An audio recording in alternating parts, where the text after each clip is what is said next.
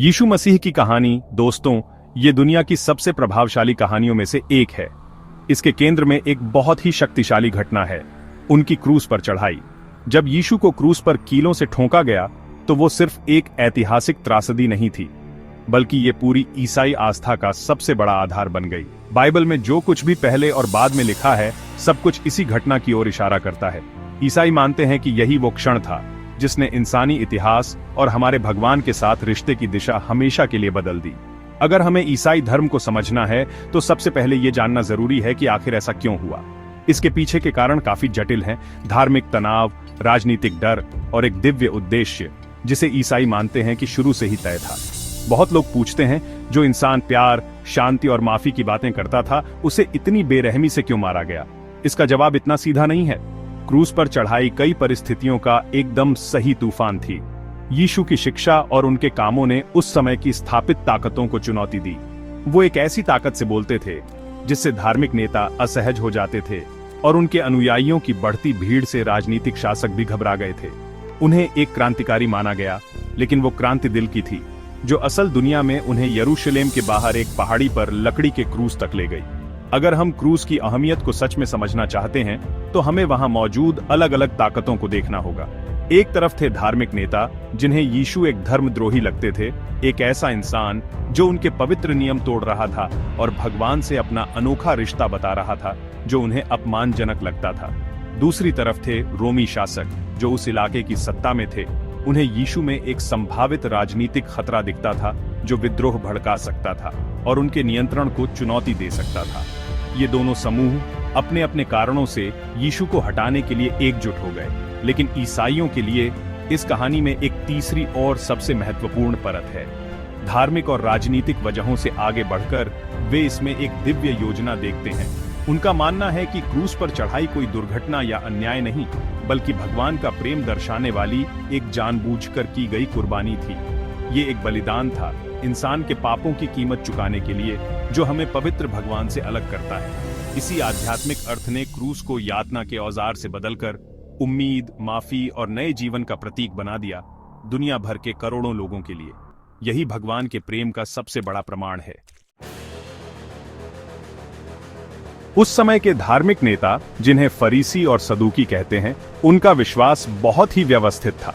उनके पास सैकड़ों नियम और परंपराएं थीं, जिन्हें वे भगवान को खुश करने के लिए जरूरी मानते थे। जब यीशु आए, तो उन्होंने इस पूरे सिस्टम को सीधा चुनौती देना शुरू किया। उनकी शिक्षा थी कि असली मायने सिर्फ बाहरी नियमों को मानने में नहीं, बल्कि इंसान के दिल की अवस्था में है। वे अक्सर उनके बनाए नियम तोड़ते थे, जैसे कि सब्त के दिन, जो विश्राम का पवित्र दिन था, उस दिन लोगों को चंगा कर देते थे। धार्मिक नेताओं के लिए ये उनके अधिकार और उनके नियमों का सीधा अपमान था, जिससे उन्हें यीशु एक खतरनाक नियम तोड़ने वाले लगने लगे।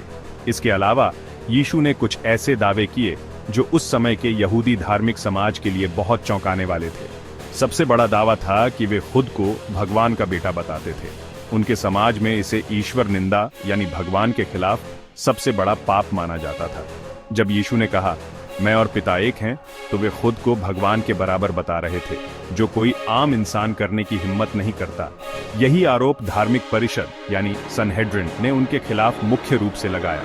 वे मान नहीं सकते थे कि नासरत के एक बढ़ई का बेटा वही मसीहा हो सकता है, जिसका वे इंतजार कर रहे थे। उनके ये दावे उन्हें बहुत अपमानजनक और अस्वीकार्य लगे। साथ ही आम लोगों में यीशु की लोकप्रियता ने भी धार्मिक नेताओं का डर और जलन बढ़ा दी। बड़ी भीड़ हर जगह उनका पीछा करती थी, उनकी शिक्षाओं से प्रभावित होती थी और उनके चमत्कारों से हैरान होती थी। यीशु ने सबको, गरीब, बीमार और समाज से बाहर किए गए लोगों को भी अनुग्रह और माफी का संदेश दिया। इससे धार्मिक नेताओं का लोगों पर प्रभाव कम होता जा रहा था। उन्हें डर था कि अगर सब लोग यीशु का अनुसरण करने लगे, तो उनका खुद का रुतबा और समाज में उनकी इज्जत खत्म हो जाएगी। यीशु उनके लिए पूरे जीवन व्यवस्था और लोगों के आध्यात्मिक जीवन पर उनके नियंत्रण के लिए खतरा बन गए थे। इन सब कारणों, नियम तोड़ने, खुद को भगवान का बेटा बताने और लोगों के दिल जीतने ने माहौल को बहुत तनावपूर्ण बना दिया। धार्मिक नेताओं ने तय कर लिया कि यीशु को रोका जाना चाहिए। उन्हें लगा कि वो देश को गुमराह कर रहे हैं और भगवान का अपमान कर रहे हैं। उनके लिए यीशु की हत्या सिर्फ अपनी ताकत बचाने का नहीं, बल्कि अपने धर्म और देश को एक खतरनाक झूठे पैगंबर से बचाने का जरिया थी। उनका डर और गुस्सा उन्हें साजिश करने और रोमी शासकों से यीशु की मौत की मांग करने तक ले गया। धार्मिक नेताओं के पास अपने कारण थे, लेकिन उनके पास किसी को मौत की सजा देने का अधिकार नहीं था। ये ताकत सिर्फ रोमन साम्राज्य के पास थी, जो उस समय यहूदिया पर राज करता था। वहां का रोमन गवर्नर था पोंतियुस पिलातुस। रोमनों के लिए सबसे बड़ी चिंता थी शांति और व्यवस्था बनाए रखना। अगर कहीं भी कोई विद्रोह या ऐसा राजा दिखता जो सीजर की सत्ता को चुनौती दे सकता था, तो उसे बहुत गंभीरता से लिया जाता था। धार्मिक नेताओं को यह बात पता थी, इसलिए जब वे यीशु को पिलातुस के पास ले गए तो उन्होंने अपने आरोपों को राजनीतिक रंग दे दिया। उन्होंने पिलातुस से कहा, हमने इस आदमी को अपनी कौम को भड़काते हुए पाया है। ये सीजर को कर देने का विरोध करता है और खुद को मसीहा यानी राजा बताता है। ये आरोप पिलातुस को मुश्किल में डाल देता है। राजा होने का दावा सीधे रोमन सम्राट के खिलाफ बगावत था। पिलातुस ने यीशु से पूछताछ की और उसे कोई ठोस आरोप नहीं मिला, लेकिन उस पर बहुत दबाव था।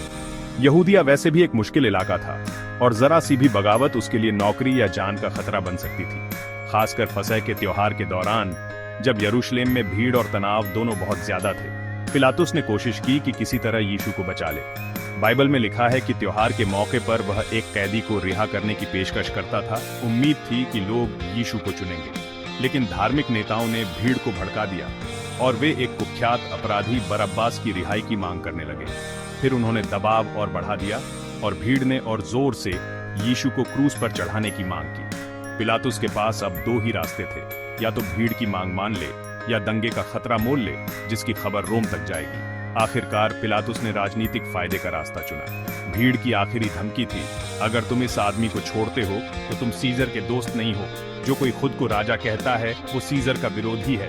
अपने करियर और शांति बनाए रखने के डर से पिलातुस ने भीड़ के सामने अपने हाथ धोए, ये दिखाने के लिए कि वो इस फैसले की व्यक्तिगत जिम्मेदारी नहीं ले रहा। फिर उसने यीशु को क्रूस पर चढ़ाने के लिए सौंप दिया। उसने व्यवस्था बनाए रखने और अपनी कुर्सी बचाने के लिए एक निर्दोष आदमी की बलि दे दी, और ये फैसला डर और राजनीतिक दबाव में लिया, न कि न्याय के नाम पर। ईसाइयों के लिए यीशु की क्रूस पर चढ़ाई के धार्मिक और राजनीतिक कारण बस कहानी का एक हिस्सा है। असली गहरा सच तो इसकी आत्मिक अहमियत में छुपा है। ईसाई धर्म सिखाता है कि हर इंसान ने पाप किया है। हम सब भगवान के आदर्श स्तर से नीचे गिर चुके हैं। यही पाप हमारे और एक पवित्र भगवान के बीच दीवार बनाता है। बाइबल कहती है कि पाप की सजा मौत है, यानी भगवान से आत्मिक रूप से अलगाव।